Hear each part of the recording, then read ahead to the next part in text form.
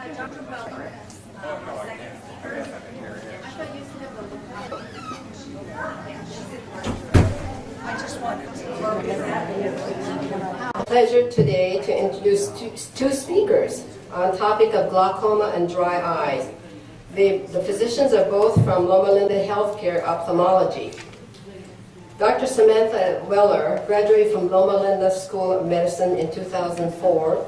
She completed a residency in ophthalmology at the University of Southern Florida, where she served as chief resident. Dr. Weller also completed a glaucoma fellowship from the University of Wisconsin in Madison, Wisconsin. Dr. Weller's clinical practice and research interests include glaucoma, cataract surgery, and general eye health. She will be talking about glaucoma today and maybe a little bit about cataract at the end. Dr. John C. Feld is a board-certified double fellowship trained ophthalmologist who specializes in a variety of complex anterior segment disorders, including ocular tear and surface diseases, severe corneal infections, and corneal dystrophies. He is extremely active in the teaching and research fronts with an academic appointment at the Doheny Eye Clinic, USC School of Medicine, as an assistant clinical professor. He is also a member of Ocular Surface Center and was named Teacher of the Year at USC in 2002-2003. And he has recently joined Loma Linda University School of Medicine as a full-time faculty member and has twice been honored there as Teacher of the Year, both in 2002 and 2004. Finally, Dr. F.L. was named by the Inland Empire's Favorite Doctors by Inland Empire magazine in 2006, and he will be speaking on dry eye. Please help me welcome both Dr. Weller and Dr. Phil.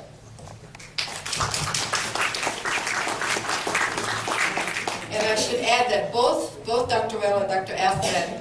has offices in Riverside, so you don't have to travel to Redlands for an appointment.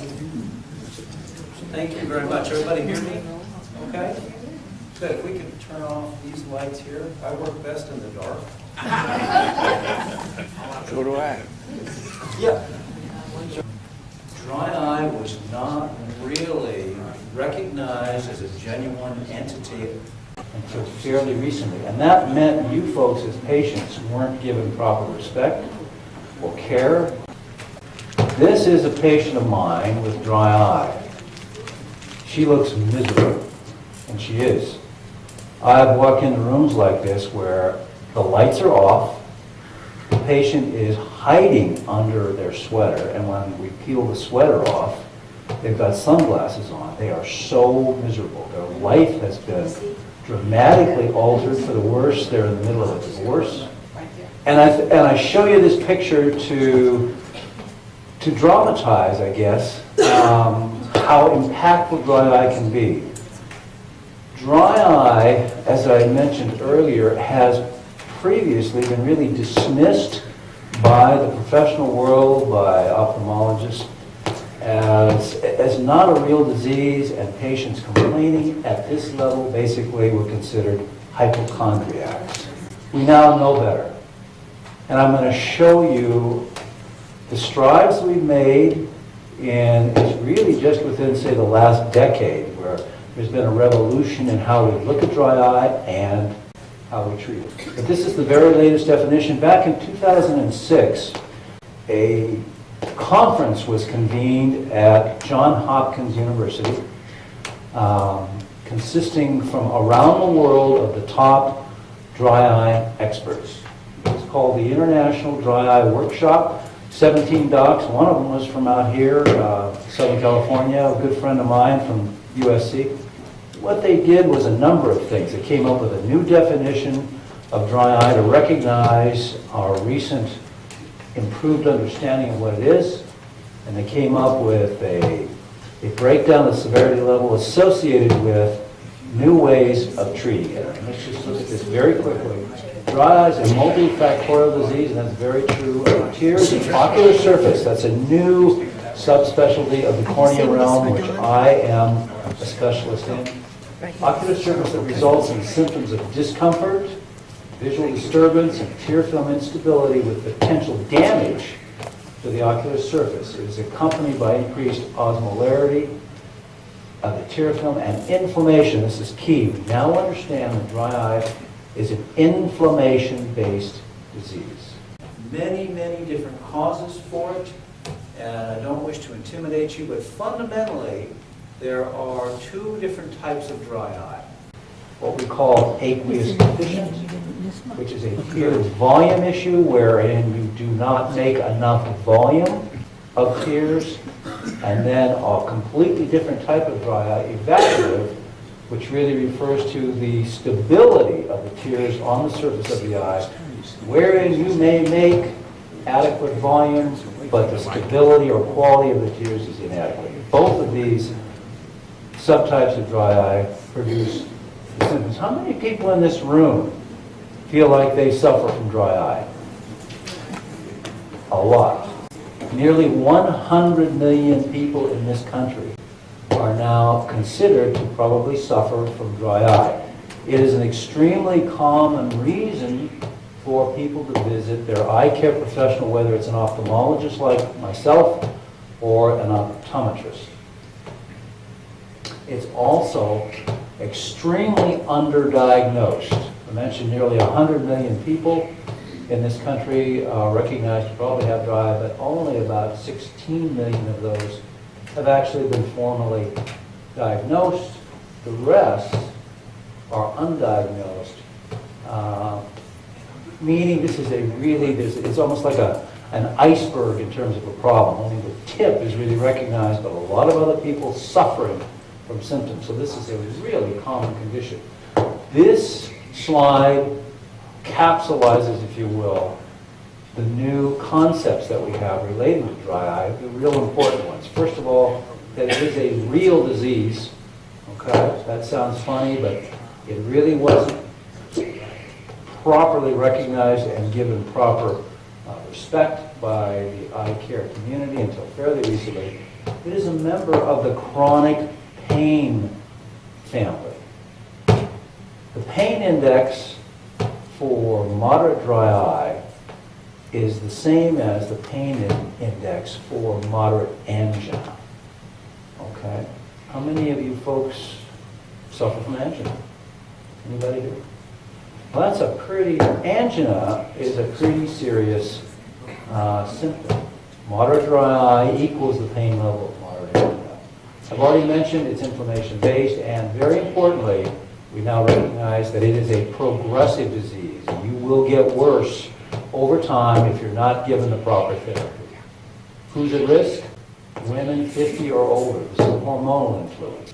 The ratio of men to women with dry eye is 1 to 4. Women vastly outnumber men in terms of having dry eye, and that's because of hormonal issues. Women using postmenopausal hormone replacement therapy, other ocular diseases, contact lens wearers, and interestingly, smokers.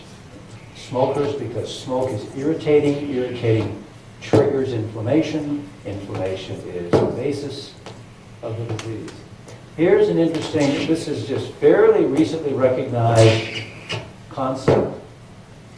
We've recognized for a long time that women are the predominant sufferer of dry eye. We always thought it was estrogen, women's hormones, that caused it. But there were some problems with that idea. The estrogen levels in postmenopausal women are low, lactating women are low. All of these have dry eye. But the estrogen levels in pregnant women, those taking oral contraceptives or hormone replacement, is high. So you've got an incongruity here, a paradox. How could it be estrogen causing dry eye when it's low in some situations and high in others? It turns out it's not estrogen, it's androgen, the male hormone.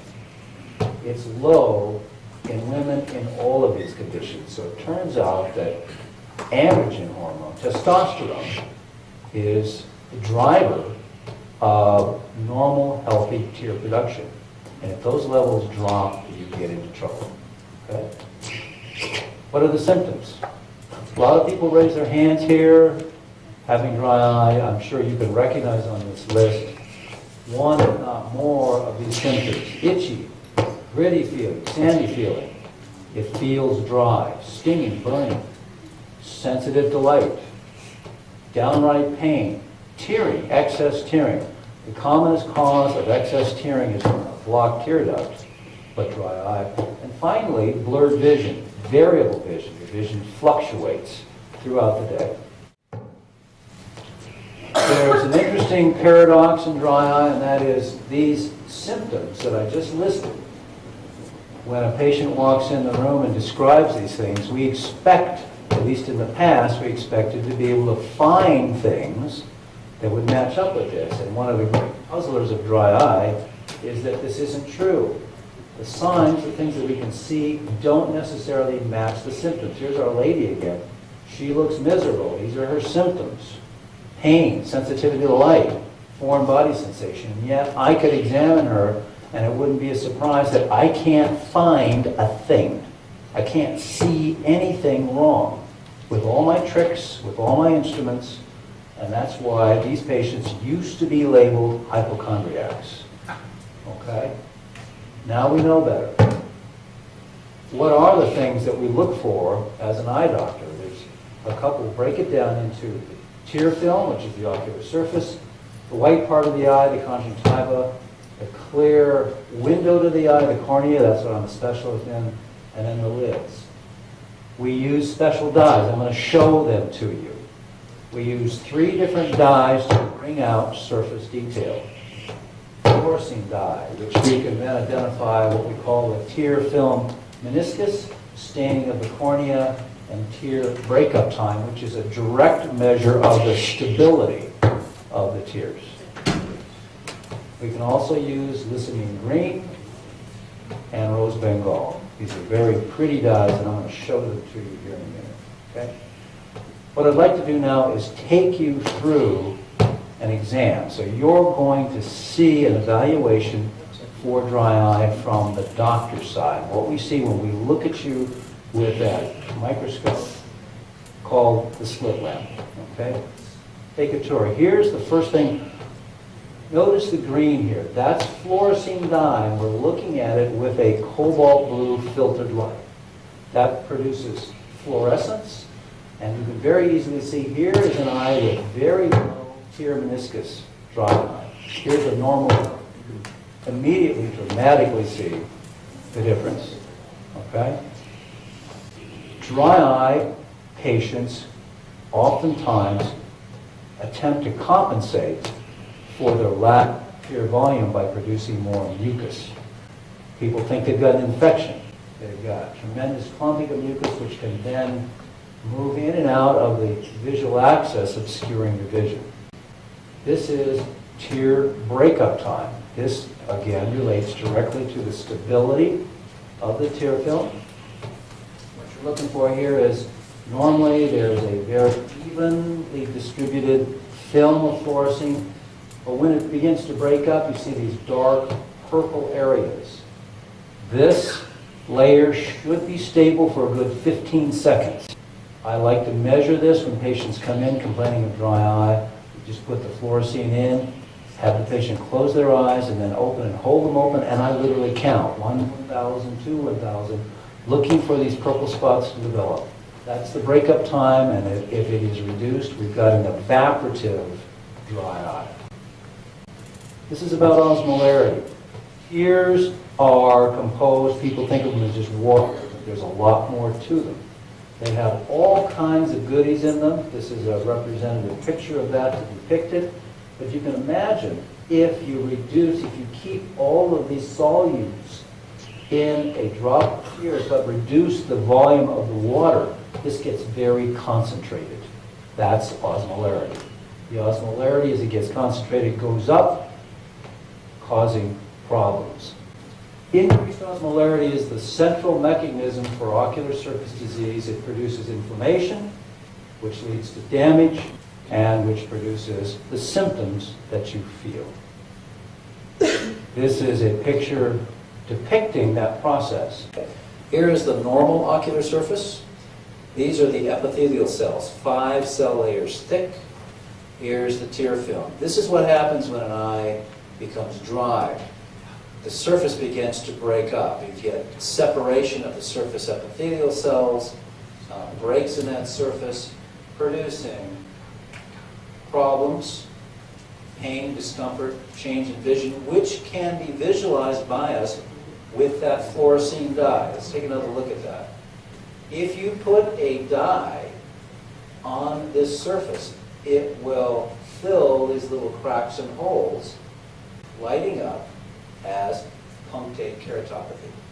Those are those little cracks and holes, very visible. There's all kinds of different patterns that we can see.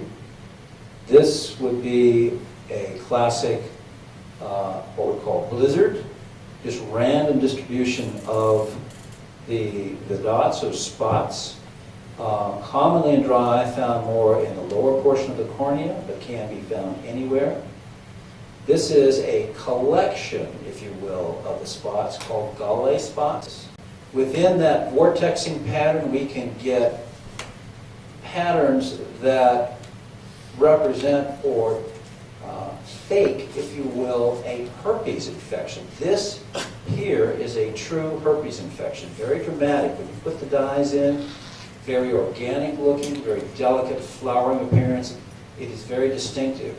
Dry eye sometimes can produce, I'm sorry here, a pattern that resembles that, and sometimes the eye doctor will mistake that pattern for true herpes and treat somebody for a herpes infection, and they never get better because it's not really an infection. You have to know, as a clinician, how to differentiate that. Here's a more extreme. We're now moving into the more extreme forms of dry eye. This is called filamentary keratitis. These are filaments, they're strings that form on the surface. What you're seeing here, two things. Here is a field of that punctate keratopathy, those little holes or cracks in the surface. But within that, we're now forming strings of cells which just hang down on the cornea, incredibly painful. I just had a fresh one come in this morning. The referring doctors really didn't recognize what this was or why it was there.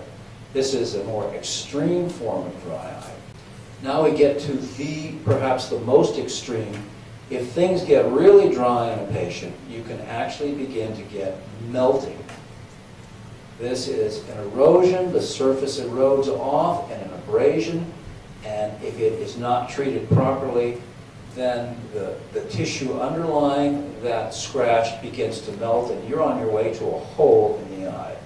That's a serious problem that could require emergency surgery, like a transplant, to fix. What are the dyes that we use to detect some of the dry eye? I mentioned you've already seen a lot of the fluorescein. This is rose bengal, a fuchsia-colored dye. The fluorescein is predominantly used to identify problems on the cornea. Now we're looking at dyes that look at the conjunctiva, the white part of the eye. And all of this fuchsia color is abnormal staining. The cells of the conjunctiva are not properly covered by mucin, which is part of the tear film layer, producing abnormal staining. That is rose bengal.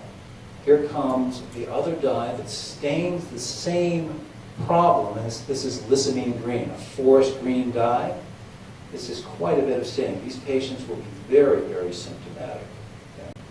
Here is one of the most extreme forms of dry eye, something that we rarely, up until fairly recently, we just don't see in this country.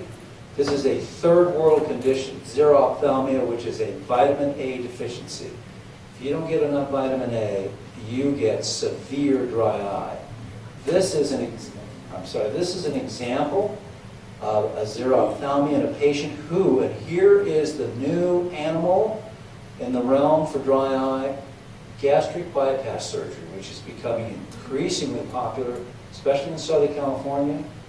But with that, you can get malabsorption issues, low vitamin A, and get into serious problems with dry eye. I've had a number of these patients come through my clinic.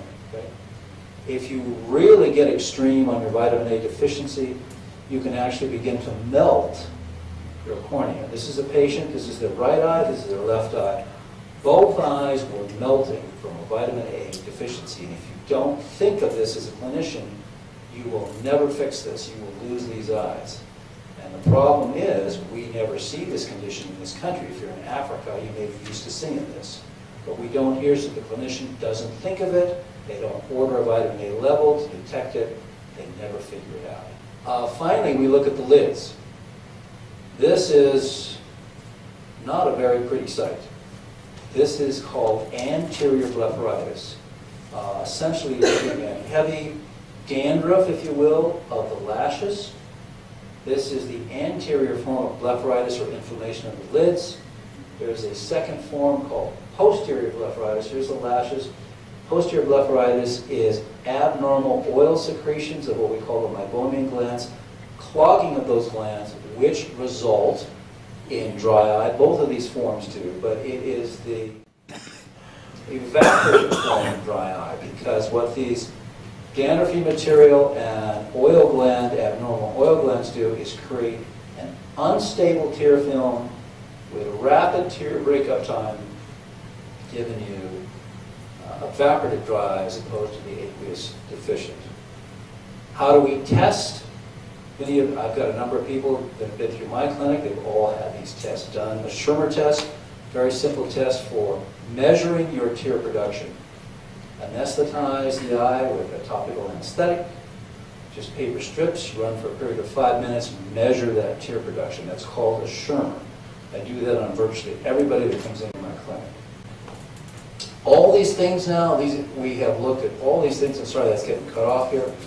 But that international study group developed a severity level breakdown of dry eye, mild, moderate, severe, very severe dry eye. And from that, they developed a treatment plan to be recommended across the country for treatment of dry eye. Level 1, mild dry eye, just educating the patient. Environmental modifications. Medications can produce this. Use preserved tears, and if there's any element of allergy, to control that. Moving up into the moderate dry eye, and this level, moderate dry eye, if you've got complaints of dry eye, you go to your eye doctor, 60-odd or 2/3%, or 2/3 of all patients that go to an eye doctor complaining of dry eye are in this level. This is where most people are. Level 2, moderate dry eye. Recommendation here is stay away from preserved tears, go with unpreserved nighttime gels. Nutritional support. This is sort of the hot new area, omega-3s. Fish oils and omega-3s. Very hot area now. We're recognizing, now that we know that dry eye is inflammation-based, the omega-3s and fish oils are anti-inflammatory, good for a number of medical conditions. Heart disease is inflammation-based. Lots of different things. Dry eye, so many different medical conditions we now recognize as being inflammatory-based. Here is the real breakthrough in dry eye treatment, Restasis. I'm sure most of you have heard of this. This has revolutionized the way that we treat dry eye and given it credibility in the professional realm. Also associated with that, steroids. Finally, moving up to the more extreme levels, we use oral antibiotics. This is really meant more for the blepharitis realm, and plugs. So this is when we get into the more extreme forms, this is what we do. And finally, you get into some more extreme measures here, including cauterization of the punctum, which I do quite a bit of, okay? Let's just very quickly, as we're winding down the home stretch here, I want to take a look at what I think, what has really changed my practice and made a very difficult condition and very difficult to treat in the past, turned it into a problem that I consider now, by and large, for most patients, relatively easy to treat, and that is Restasis and steroids. Restasis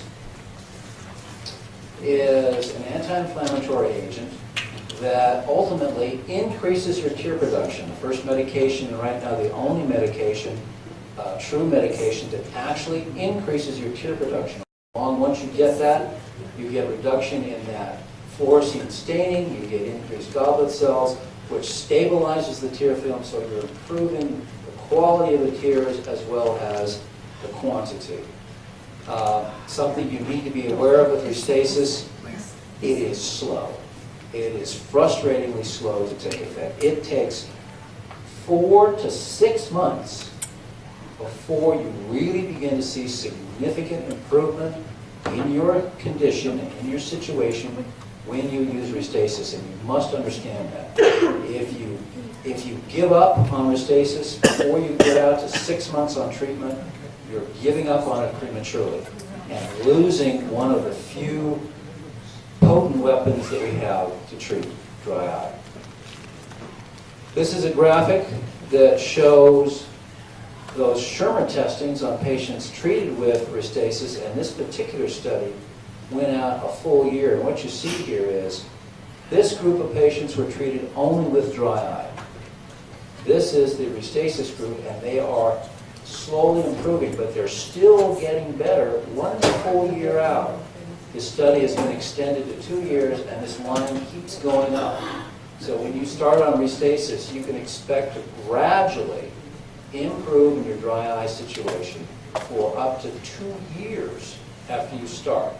I don't know of any other medication that acts in that manner. There's something else important about this. This is the tear film breakup time. I showed you what that is in the same 1 year study. Not only is your tear breakup time improving a year out, here's a very important finding in the first study to show this. If you're just using artificial tears, you're going to get worse. That's the progressive nature of dry eye. Artificial tears do not stabilize you. They make you feel better temporarily, but your condition over time will get worse. You need to understand that. Now, Restasis has a major drawback. A good 1/3 of patients, if they're started on just Restasis, will not be able to tolerate it because of burning, stinging, irritation. The way you deal with that, and not all clinicians are tuned into this, is you first treat them with steroids. All of us as eye doctors have been taught to be afraid of steroids, to use them very sparingly. We have a new type or class of steroid that doesn't have nearly the side effects of the old ones. We can use them for much longer periods of time. It's called Lotemax, a loteprednol product. This cools your eye down. I like to treat my patients for 2 to 3 weeks, first with steroids to cool everything down. Then I come in with the Restasis. This makes for an extremely smooth transition with minimal side effects, irritation symptoms, and they're on their way. And it also accelerates the effects of the Restasis. These are patients that simply got Restasis here, and these are their dry eye complaint scores. They do much better if they're on steroids and Restasis. It's an accelerated effect of the Restasis. Finally, there's a myth, unfortunately, propagated by the FDA requirement in the package insert for Restasis that plugs and Restasis don't mix. That's not true. Studies have now shown plugs. This is a punctal plug. This goes in a puncta. In other words, you're blocking. What you're doing here with this concept is plugging the drain. This patient is not making much in the way of tears at normally low. If you plug the drain, the concept is very simple. You will retain what little tears you do make. And it can be very effective. The combination or coupling of plugs with Restasis is very effective. We're coming right down to the end here. There's a lot of activity research-wise in the dry eye realm. This is just a sampling of that. I mentioned the androgens. A number of pharmaceuticals are looking at medications containing testosterone to use both systemically and topically to treat dry eye. These are some new agents. This one actually did not meet its testing requirements and has dropped off the landscape, unfortunately. Here we go, we're talking about the omega-3s again. Really a hot issue here. This is really looking like it's going to be very, very beneficial. And certainly I recommend this to all my patients for dry eye. Some new anti-inflammatory and steroid agents coming on the horizon. A lot of new things.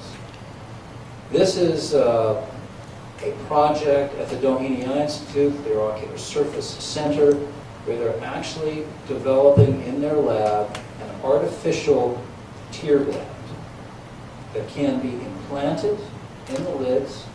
This is a biomechanical device that ultimately will be able to produce natural tears, which are by far superior to any artificial tear.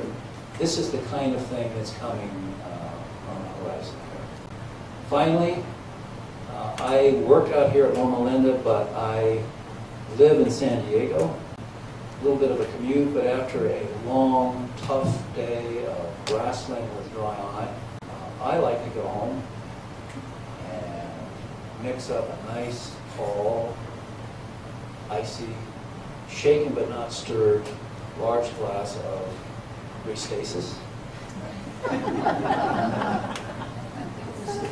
Kick back, watch the sunset, and enjoy the weekend, which is almost upon us and which I'm looking forward to. Thank you for your attention. Happy to entertain any questions. Question here? How much fish oil supplements a day? How much, are you talking milligrams wise? Yeah, that varies depending upon the brand and the quality, and I don't like to get into that aspect of things. There is so much variability as to the quality of nutritional supplement that you get that's not well controlled by the FDA, so it will vary depending on what you get. I like to keep it simple in my recommendation for patients. There is an artificial tear on the market called TheraTears. They also make an omega fish oil supplement for dry eye. It's quality controlled. That's what I recommend to keep it simple. You look for the label TheraTears. I don't have any financial interest in this company. TheraTears, easy name to remember. They make a supplement that is quality controlled and gives you the amount recommended. Yes, sir. Is there a proper procedure for taking eye drops? Well, that's an interesting question. What's the proper procedure for getting eye drops in? I get asked that all the time. Here is my truthful, honest response. Any way you can get them in. And I'm serious about it, because listen, you heard the old phrase, there's 1,000 ways to skin a cat. There's 1,000 ways to get them in. Whatever method you want to use to get them in, and you can get them in, that's how you do it. There is no single superior way, as far as I'm concerned. Okay. I know that may seem like it's evading your question, but it's really not. Everybody's got a different approach. Whatever works for you, run with it. Okay? And I'm going to start wrapping up here.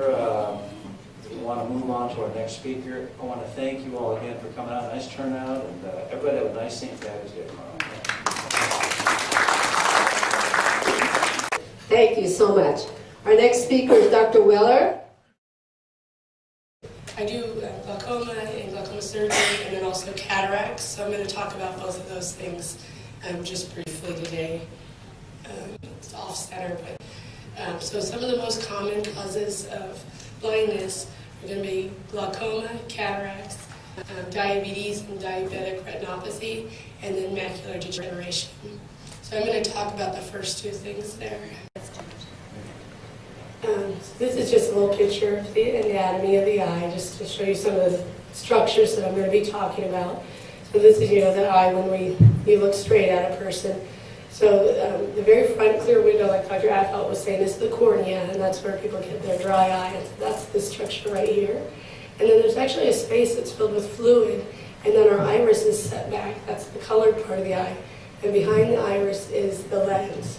So the lens is what cataracts turn into, and then glaucoma has a lot to do with the fluid that's created by these structures that go all the way around the eye, and it comes forward and drains out little drains at that corner there. And then the back, there's a whole big space, and then the retina is like wallpaper on the back of the eye. That's what's mostly affected by diabetes and macular degeneration. And then the optic nerve is the other main structure that's affected by glaucoma. So cataracts is what I'm going to talk about first. I'm going to go through what they are, what causes them, how we treat it, and when is surgery indicated. So cataract is a clouding of the eye's naturally clear lens.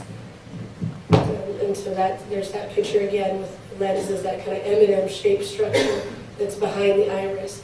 So in our eye, the cornea and the lens together focus light so that it comes in sharp on the retina and we can see. And so there's lots of reasons I'll go in later, but as we get older, that lens gets hazy. And it can be compared to kind of fogging or frosting of a window. It just gets hazier and hazier, and then the light coming through can't come through sharply, and it gets diffused and scattered, and then things get blurred.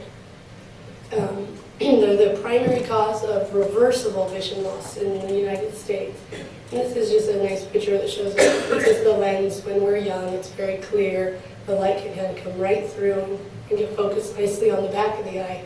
But as we get older, the lens gets kind of a hazy change to it.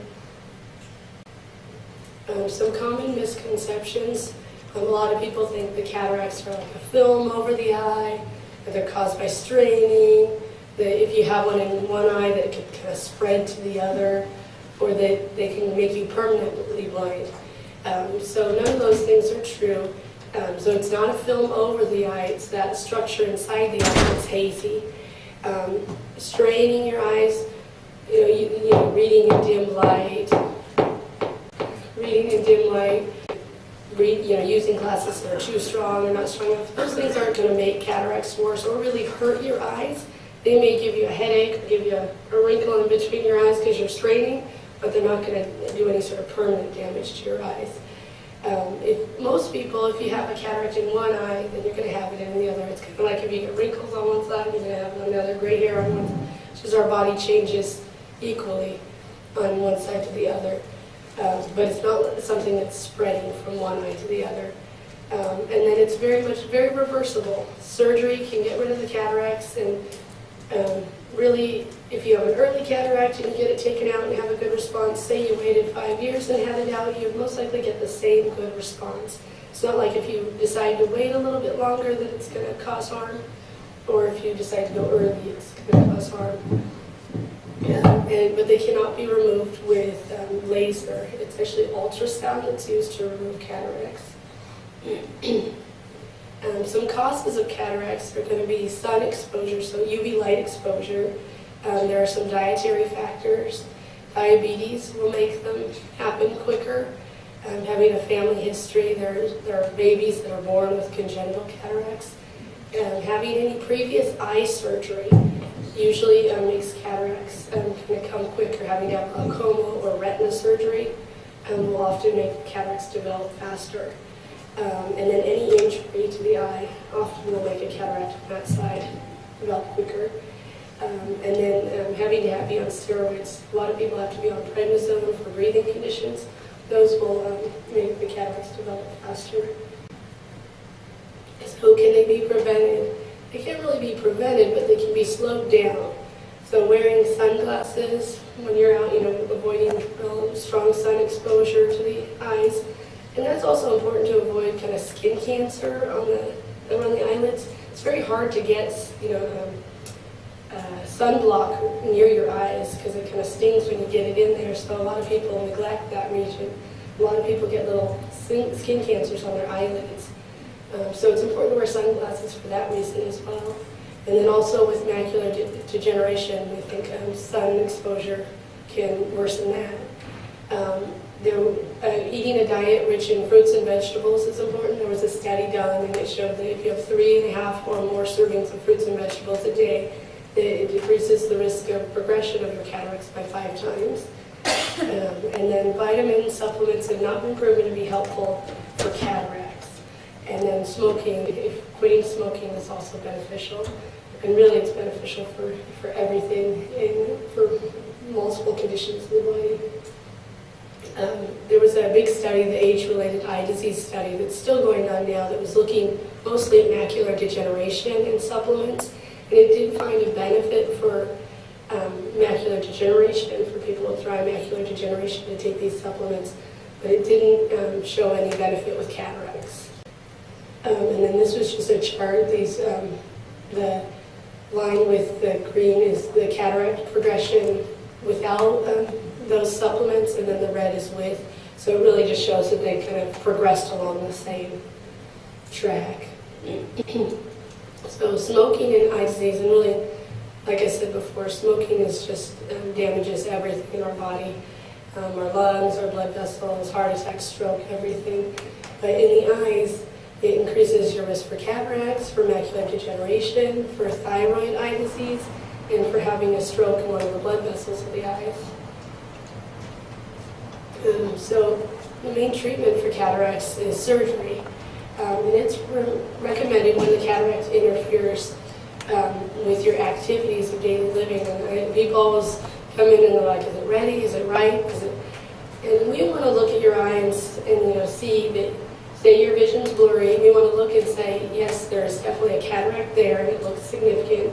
But then we want to hear from you that this cataract's bothering you. That your cause is causing blurring with your reading, with your watching TV, with driving, that you're having glare from other headlights, things like that are reasons to take a cataract out. But if your vision's maybe not perfect, but you're happy and you're functioning fine, then there's no reason to rush to surgery. So it's something that kind of, you help us a lot in directing kind of when is it time to do the cataract surgery. It's an outpatient surgery. So you have the surgery and you go home that same day. And it's usually only about a half hour for the surgery, but you're there, before and after for an hour or so more. It's done most of the time under local anesthesia, so just medicines around the eye. It's highly successful. It has really the high 90% rate of just being successful, going well, and has very low complication rate. This is just a picture where when we take out the cataract, that lens was doing a lot of work to focus for your eye. So we have to replace it with an artificial lens. And so this is kind of the cataract lens. And when it comes out, we insert this artificial lens. It's either made of acrylic or silicone or some other synthetic material that stays in the eye forever. That little lens does not ever have to be exchanged or cleaned off or removed. Rarely there are incidences where it does need to be changed because something's gone wrong, but on average it's in there for life.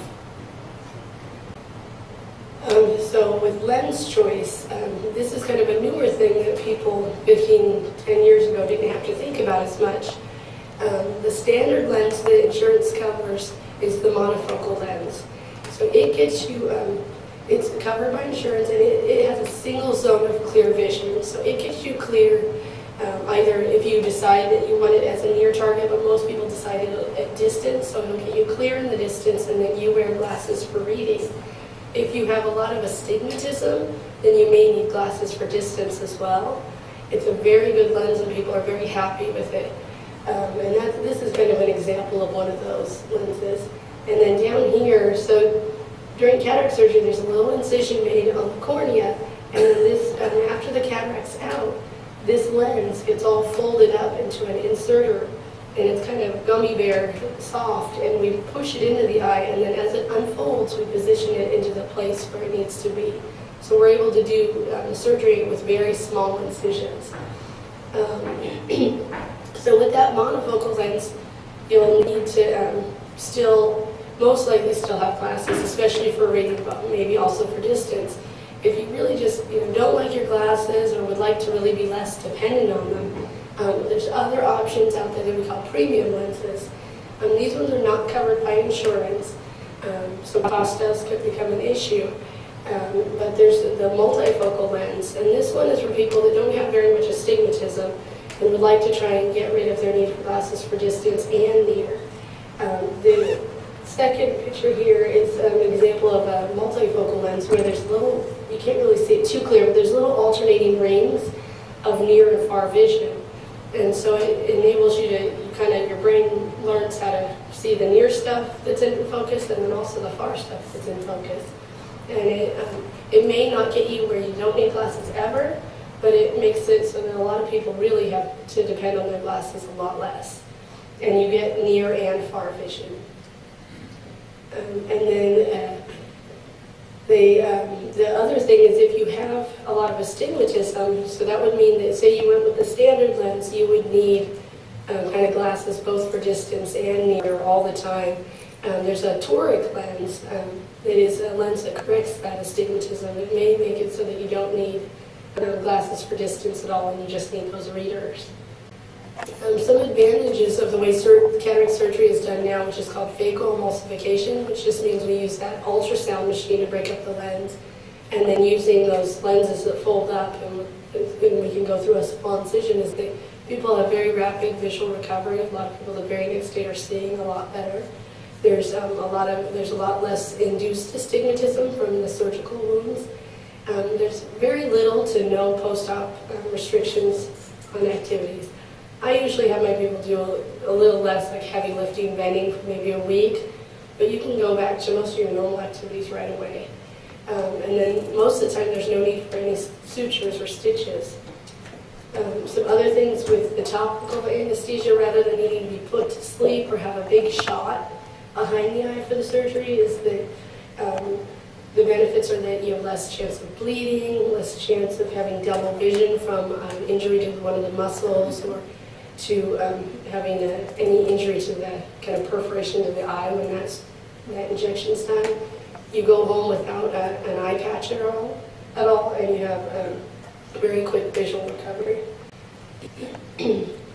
Post-op, most people are on a steroid and an antibiotic, and then sometimes kind of a Motrin for the eye, and NSAID. And then again, there's no real physical restrictions. We have you sleep with a patch, just a shield over the eye for about a week. And then at a month, you go and get your new glasses. Often if you're having one eye done, really just about 2 weeks later, you can have the second eye done, and then a month after that, you go for your new glasses. Sometimes after cataract surgery, the vision's not perfect. You may have friends that have had it, and one friend is like, I see great, everything's perfect. Another friend says, well, I'm still not sharp. Some things, if you have macular degeneration or glaucoma, those could limit the final vision. If there was any complications during the surgery, like bleeding or infection, which are very rare but do happen. And then the cornea, sometimes, or the back of the eye can swell. Often, some of the, like the hemorrhage infection and the corneal and retinal swelling, often those get better, and it just takes longer to get that good vision. But rarely there is vision loss. A lot of people will think that their cataract grew back, because they'll have cataract surgery, the vision will be good, and then after a while, the vision can get blurry. And what can happen is when we put the new lens in, we use the existing capsule for that cataract or that natural lens. We use that capsule to hold your new lens.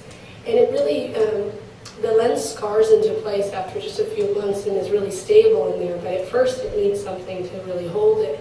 So the back part of that capsule, which you can kind of see, this is an eye that's dilated, and we shine the light through and we get this real red light that comes back, just like the red eye when people get pictures taken.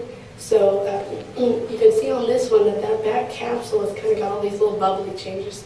So that we call it posterior capsular opacification. And it'll make people blurry. It doesn't happen to everybody, but it is a common thing after cataract surgery. But it's very easily treated. We just do a laser, and there's no pain associated with it because there's no pain or sensory fibers on that capsule. And we just use a laser to kind of make a ring in that and knock that capsule out of the way. And then that clears the vision. It's done in the office, very quick, very easy. So in summary, with cataracts, they're very much a reversible cause of vision loss. Main treatment is surgery, and it's when it's indicated, and often very much by what you're telling us, whether you're bothered by your vision. And then surgery is very safe and very effective. Okay, so now I'm going to move to glaucoma. So I'm going to talk about what is glaucoma, what are the risk factors, how is it treated, and when is surgery indicated. So glaucoma is a disease of the optic nerve. It's a leading cause of blindness in the United States, especially for older adults. At least 2.25 million individuals over 45 in the U.S. are estimated to have what's called open-angle glaucoma. So there's a huge amount of the population that is affected by this. So there's kind of three major things that we look at when we're looking at glaucoma. The pressure in the eye, the appearance of the optic nerve, and the visual field. So what often happens is somebody goes to see their optometrist, and the pressure is higher than we want it to be, their optic nerve looks abnormal, or they, which would be the most unfortunate thing, have noticed that they're like bumping into things. They're just not seeing things to one side. And so somebody notices this, and then the patient comes in. So glaucoma is often a very silent disease. You don't notice it until it's advanced. The eye pressure can just be a little bit above normal, which is somewhere from like 8 to 21. So sometimes it can just be a little bit above normal in the 20s, and you won't feel that. Your eyes feel exactly the same. So you don't know that your pressure's higher than what's good for your eye. But that pressure can be causing damage. And then the damage that is done to the optic nerve and to the visual field is usually in your side vision, so way out here. Sometimes it affects the central vision, but usually it affects your side vision first. So the vision can get very kind of cupped in or tunneled before you notice it, before you start kind of bumping into people, or sometimes people will be driving their car and they'll sideswipe something and they'll be like, I didn't even see it there. So for these reasons, it's important to get routine eye exams to make sure that they're checking your pressure, looking at your nerve. So in an eye exam, this is one of the ways that we check the pressure. So this is that thing where you get the yellowy eye drop, and we bring that thing right up to your eye with the blue light. And you want to squeeze it back away. But it's actually, it just barely touches on the surface of the eye. That numbing drop should really make it so you don't feel it. You may feel lids, but you should not feel any pain in the eye. But that little probe tells us what the pressure is in the eye. It's called applanation tonometry. And then when we look at you at this little lamp, the little thing that you put your chin in with our lenses, or with a headlamp and the lenses, we're looking at the optic nerve to see if it looks like it has any damage that's typical for glaucoma. If you had pressure that was above what we thought was normal, or if you had some nerve damage, or nerves that look suspicious, then we would probably order what's called a visual field test. And this is a test that nobody likes to take. Even people that are young and have perfect vision get annoyed at it, because its job is to lower that light until you can't see it. And we all want to do good on it. We want to press that button when the light's there. You don't want it, so even when your vision's perfectly normal, it's going to get to a point where you can't see it. But it finds what's called the threshold, so the place where you don't see that light anymore.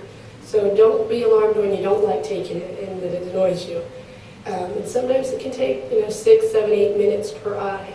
The best thing is to do that test when you're wide awake, when you're real alert. You have coffee before you go take it, because people go in there and they fall right asleep because it's boring. It's annoying and it's boring, but it's a very important test because it really gives us a good picture of what your visual field is. So this is a normal visual field. This is the printout, one of the parts of the printout that it gives us. We all have a little blind spot on the right side of the right visual field, and then it's on actually the left side of the left visual field. It's not shown here. But so this little dark spot here is normal. And this pattern is pretty normal. That means that the patient was able to really see all the lights. Over here, this is again is the normal blind spot, but all of this darkening here and down here is where the light had to be really bright for the patient to see it. When the lights got dimmer, they just weren't able to see that it was there. That means that there's damage to that part of the optic nerve and the visual field that optic nerve serves. Some risk factors for glaucoma are going to be increasing age. That's actually the biggest risk factor. The older we get, the more likely we are all to have this. But we can't really treat that. Another thing is having African ancestry. African American patients tend to have glaucoma younger. It tends to be more aggressive. But really everybody is at risk for this. People who are nearsighted are more likely to get what's called the primary open-angle glaucoma, which is the most common type. And then having a family history, a brother, sister, or parent with glaucoma makes you more likely to have this. And then really the other risk factors are going to be your optic nerve looking damaged, or your eye pressure being higher than normal. The thing I want to say about eye pressure is that sometimes people will be seeing the same eye doctor for a long time, and their pressure is always 18, always 19, always what seems to be normal. But and if the full exam isn't done where the optic nerve is looked at, then the exam really isn't complete, because the optic nerve, some people even though their pressure is what's normal for most, it's too high for their eye. So it's really important that you have that dilated exam where they look at the optic nerve and make sure that it's staying exactly the same. Because sometimes your pressure is 18, but that nerve is getting damaged. And so for those patients, we call that normal pressure glaucoma. So the pressure, even though it's normal, it's doing that damage. And they've done lots of studies. And even when you treat those patients and you get their pressure lower than it is when they're having that damage, it decreases progression of glaucoma. So just getting pressure checked is not enough. You need the full exam. So treatment of glaucoma, the main thing is eye drops. They're the most common treatment for glaucoma, and there's 4 to 5 kind of main types that we use. Now, our eye drops are kind of the enemy of Dr. Affelt because they make his dry eye much worse. They cause lots of irritation. So it's hard to get the drops in. It's hard to remember to take them, and a lot of times they're irritative. But because there's 4 to 5 different types that we use, it's important that, say you get put on an eye drop and you think, oh, this eye drop's making my eyes red, I'm getting a little bit of dark circles and they bug me, I'm not going to take them. Don't say that. Come back to your eye doctor and say, I really don't like that eye drop, it's bothering my eye, so that we can find one that doesn't bother your eye. And if we don't find one that doesn't bother your eye, there are some other options that I'm going to talk about. But it's really glaucoma because it's silent. When people just don't take the drops or they don't come back to the doctor and kind of say what they're really doing, is when progression happens. So the drops are the main treatment. And is there anybody here that has glaucoma? So you might recognize some of these drops. And I won't really go into them too much, but what's really important if you don't take your drops with you to the eye doctor is to remember the color of the cap. Because most of the time the color of the cap will tell us what type it is. Especially the orange and the yellow are always the same type of drop when the type of medicine is always that same type if it's got the orange cap. So it's really important for us to know what color cap or to bring those medicines with you. Further in talking about glaucoma treatment is that when to do surgery. And when to do surgery is when the drops aren't working and when there's loss of vision, the visual field's getting worse, it's progressing, or the pressure is just staying too high and we know it's going to do damage to your vision. Sorry. So that's when we do surgery. The first type of surgery we often try is laser, and sometimes even when you're doing quite well, but you just cannot take those drops, you either can't remember or they're just too irritative to the eyes, then we can do what's called laser surgery. And that's a very quick surgery that we can do in the office. It works about the amount that one eye drop will work, one type of eye drop, and it works probably in about 70% of the patients. But the risks for that laser are very low. So often, before going to the next step, which is kind of cutting surgery, trying that laser is often a good option because it's quite safe and it's easy to do in the office, and often it does have an effect. And then the next step, if the drops, the laser, are not getting your pressure low enough, you're progressing or your pressure is just too high, then the next thing is going to be kind of cutting surgery. The 2 main surgeries that are done for glaucoma are going to be what's called a tube shunt surgery or a trabeculectomy. Up here on the top are pictures of a tube shunt surgery. So one of the main ones that are done nowadays is called an Ahmed. It actually has a little valve in it. So there's a plate that gets sewn to the white of the eye that's underneath the conjunctiva. So this clear veiny part is conjunctiva. That's opened up, and then tucked underneath is this little plate that's sewn on. It's usually placed way up, kind of superiorly and towards the temple, so it's way up underneath your eyelid. Most of the time, nobody can tell that you've had, right after the surgery, they know you had it done, so the eye's red and bruised. But out in the long run, people cannot see this on your eye, and a lot of people forget it's even there. There's this little plate, and then a tube comes forward and gets put in that very front part of the eye, in front of the colored part but behind the clear cornea. And the fluid that can't get out through the natural drains in the eye drain out through that tube. So with glaucoma, your eye is making this fluid all the time to keep the eye formed and to nourish the inside. But the fluid can't get out through the natural drains, so the pressure gets too high. So this little tube allows the pressure to go out through another route. And then we usually cover that tube with a little piece of pericardium from a donor pericardium or sclera that keeps that tube from eroding. So that's just another thing. That might be the only thing that people could ever see, and it would really be if you wanted to show them it. You'd have to kind of lift your lid and look down to see that. The other type of surgery is called a trabeculectomy, and it's a surgery where there's a little flap cut in the wide of the eye, and the little incision is made into the inside of the front part of the eye. And this allows the fluid to go out of the eye. And that flap is then sewn down so that the fluid can kind of just barely trickle out around the edges of that wound. And then the conjunctiva, again, is sewn over the top. And you get a little thing that we call a bleb, but it's almost just like a little blister. So now the fluid that can't get out the normal route again can get out through this little blister. There are some newer procedures that are being done, but these two are kind of the main glaucoma surgery. Now, if you have friends that have had cataract surgery, you yourself have had it, and it went well, it's very quick. You have the surgery, you're seen 3 more times over a month, and you're done. No more worries. For glaucoma surgery, it's a lot bigger deal to go through. It's when it's the right option, then it's necessary. When the drops aren't working or you're getting worse, but it's a big surgery to go through. You kind of have to see us every week for a month, and then every 2 weeks for the next month. Most of the time you're blurry for quite a while, and there's a higher complication rate than for cataract surgery.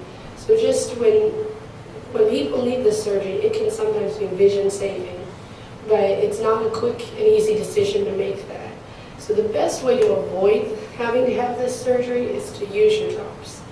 And even though they're annoying, you have to remember them. But the thing is to follow up with your eye doctor. If you don't like the drop they put you on, let them try a different one. If it's causing you irritation or something. And then some people will set their alarm. A lot of people have cell phones nowadays, and I've had it where patients are like, I always forget my midday drop, or I always forget the morning drop. So what we do is we set the alarm on their cell phone. Nobody goes anywhere without their cell phone anymore, so it beeps in the morning and then they know, oh, I gotta put that drop in. That's one way to remember to take the drops. But really, using those drops and following up is the best way to avoid having to have one of these surgeries. They're good if you need them, but to avoid them is the best way. So just this is in summary again kind of what I just said, that it's a silent disease until it's advanced. So you really want to make sure you're getting those routine eye exams, and then taking the drops or finding a regimen that works for you, and following up is the best way to keep from having any progression. That's my last slide. Oh no, here's one more. So for those routine exams, for younger people, 35 to 55, every 2 to 3 years. Over 55, we'd recommend getting that full exam every 2 years. If you're diabetic, have glaucoma, or a family history of glaucoma, have had eye surgery, or anything like significant cataracts, macular degeneration, then it's yearly or even maybe more frequent. Is there any questions?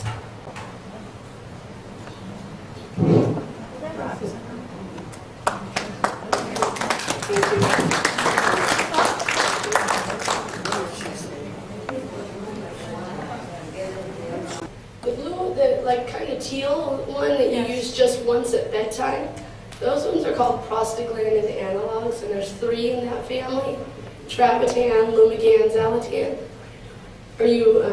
So those ones are used just usually once at night, and the nice thing is they have a really good response usually, and they don't have any side effects in the body.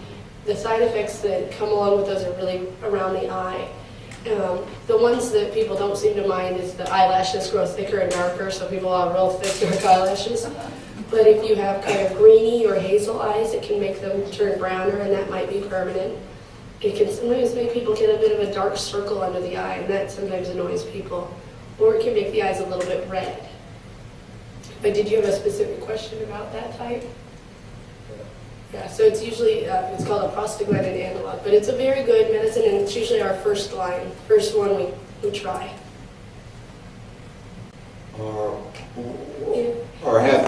is it just pure research? It's research, it's the technology that's been developed. It's really all those eye drops. So in the past, I think they had a lot less types of eye drops and they were a lot more irritative. So they only had a couple to choose from, and they caused all sorts of other problems.